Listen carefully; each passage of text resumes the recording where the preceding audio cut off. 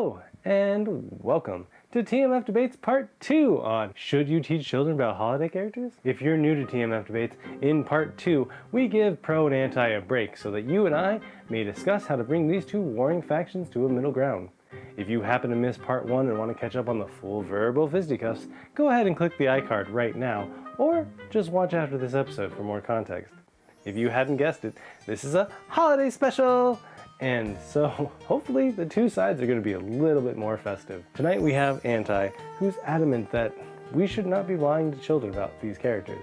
And then we have Pro, who's confident that there's nothing but innocent and fun when it comes to holiday characters. If at any point you hear anything you agree or disagree with, please join the debate in the comment section down below. Now, the three largest lumps of coal we must climb over before to arrive home are these holiday characters a lie? Are these holiday characters a form of bribery?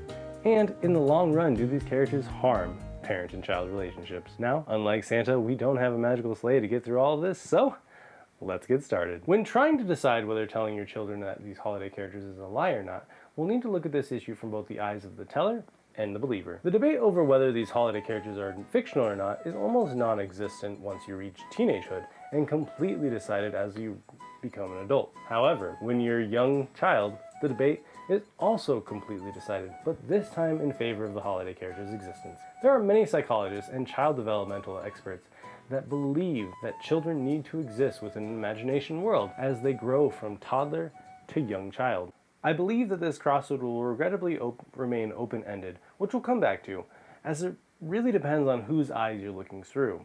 If you inherently value a child's imagination, you're likely to side with Pro on this. However, if you don't believe that a child's imagination needs to be all-encompassing and that these holiday characters don't really play that much of a crucial role, well, you're likely to side with Anti. To pass to this crossroad, make sure that you and whomever you're talking to, at the very least, discuss the need for imagination in our youth. You'll also want to discuss whether the holiday characters play a crucial role in these developmental stages or not. You may also wish to add on what age would the reveal for the truth conversation be appropriate to happen. For me, I think that it's as children start to grow into the concrete operational stage, which is usually ages about 7 to 8, which is a stage where children start to be grounded within our reality and start to learn rights and wrongs, which brings us to our second crossroad as we start to talk about another crucial developmental period for children. Is telling children about holiday characters bribery? This second crossroad is almost exclusively talking about Christmas season characters, as they all have to do with good behavior resulting in a gift.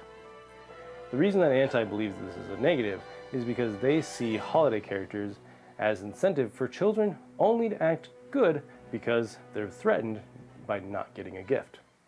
Now, there are no direct studies to suggest that Santa, the Easter Bunny, the Tooth Fairy, or any other have any negative impact on a child's developmental growth in regards to behavior, but there have been plenty of parental trials conducted on reward systems. A very popular one is a point system, or as we like to call it at home, a star chart. Here, good behavior is tallied up incrementally and eventually resulting in a gift. Gifts are open to a parent's discretion, but the same principle could be applied to holiday gifts. In that context, a child must be on their best behavior for a year or just the month of, and then they can receive their presents. The reason that this approach is flawed, as many on the Anti like to point out, is because many parents don't actually gift their children lumps of coal or no presents at all for misbehaving. The thought that a child could go an entire holiday season without a gift, that one's an emotionally devastating feeling for many people. Thus, unlike the star chart that has firm boundaries and objectives, holiday characters are subject to the emotions of parents. A child honestly could be behaving in such a way that they do not deserve a gift at all. And they are being told that if they don't shape up, Santa won't bring them anything. Yet, upon seeing the tears and the broken heart of the child on Christmas morning, that parent may give in and give them that gift from Santa.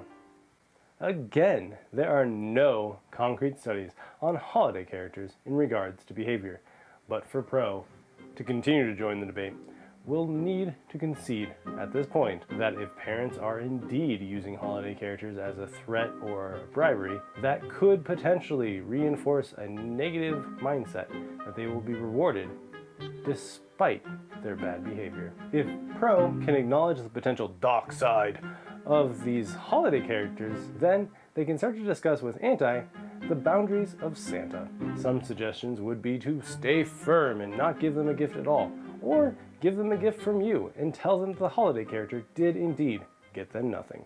Regardless of your personal approach, you'll want to discuss with whomever you're talking to what it would actually look like to enforce these holiday characters' principles upon naughty children. If anti is continuously insisting that this is a form of bribery, well, the debate's likely over at this point.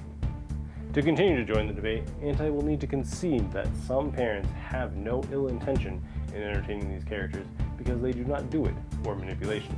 When discussing these laws and regulations that almost every holiday character carries within their lore, it is important that anti tries to at least take a step back, although they may still be insisting that this is nothing but lies and bribe, which inevitably will lead us to our final crossroad, and that being, does telling children about these holiday characters actually harm the parent and child relationship in the long run? Before we get into this crossroad, I want to issue my TMF warning, and that is, there is no shame in walking away or changing the subject, because as we start to discuss parent and child relationships, people will take extreme offense. You may have found that throughout this debate, there have been people that have walked away when they were told they were lying to their children, or on the other side, that it's just an innocent gesture. And if they haven't walked away, this may very well be their breaking point. Often people who don't entertain the concept of teaching their children about holiday characters are very upfront about using negative terminology to describe the topic. And again, there are no concrete studies that indicate that there are negative lasting effects of these holiday characters. However, those on the anti will likely still insist that we can have these holidays without the need of fiction, leaving pro to clap back that these holidays such as Christmas and Easter would literally not be the same without them. To move through this crossroad and not end the debate immediately, anti is absolutely going to need to tone down their vocabulary and try not to insist that pro is irresponsible for holding tradition. There are many experts and books out there that talk about this subject that anti may use to reaffirm their stance that lying about Santa is harmful and ultimately unnecessary. If you're on the pro, try to look at your opponent's claims as naked as possible without your emotional response getting in the way. In this practice, you will want to start to talk about what exactly is harmful to the parent and child relationship, and if these conflicts are ultimately irreparable. In my research, I found that it is entirely a case-by-case basis whether a child will have devastating emotions and hold contempt towards their parents once they learn the truth. Additionally, I could not find any indication that there were lasting negative effects in regards to holiday characters, but again, without any solid scientific studies, it's hard to say. My personal suggestion to you would be when you actually have the conversation about the truth of these characters, just go into detail and talk about everything, lay everything out on the table with your child, regardless if you start there or you wait until they're a little bit older. To move forward in this debate, throughout this crossroad, pro and anti are going to need to keep entertaining the idea of, what if I'm on the wrong side? And if they can do that, now folks, we can slide down into our middle ground. Much like the innocence and youth that these characters bring out in us, we'll need to return to an elementary activity to find our middle ground. And that activity being, writing down what these holidays mean to us. Or in regards to the characters like the Tooth Fairy, what is this celebration all about? What does it mean to me? In listening to both sides of this debate, I found that most people are stuck on the concept of lying to children or not. To help everybody become unstuck, we'll want to bring in the meaning of these holidays, the principles at hand, and really discuss what the traditions are all about. For me, Christmas is all about spending time with the people that you love and cherish and giving back to them, while Easter is all about new beginnings, a little bit of tomfoolery, and biting off the ears of those sweet, sweet chocolate bunnies. Obviously, both of these holidays have vastly more religious meanings to many people, and some secular ones too. So make sure that you discuss with whomever you're talking to what the holidays actually mean to you. Find some common ground, and then talk about how you differ in celebrations. And after you've done that, bring back in the holiday characters and discuss how crucial they are to the celebrations at hand. This middle ground will remain murky if both sides cannot get past the concept that these holiday characters are lies or not. And even though we passed the first crossroad long ago, to remain in the middle ground, both sides are going to need to continue to just discuss what the holiday even means, what the principles of the holiday season are, and if these characters are absolutely necessary to the celebration, or if you can celebrate them without it, or if you'd even want to. But that's a debate for another day. What do you think though? Are holiday characters a malicious lie and bribery, or are they an innocent white lie and bring holiday cheer? Whatever you think, please join the debate in the comment section down below, because if you watch this far, you probably have an opinion to share. I hope you're having a wonderful holiday season, and thank you for spending some of it with me.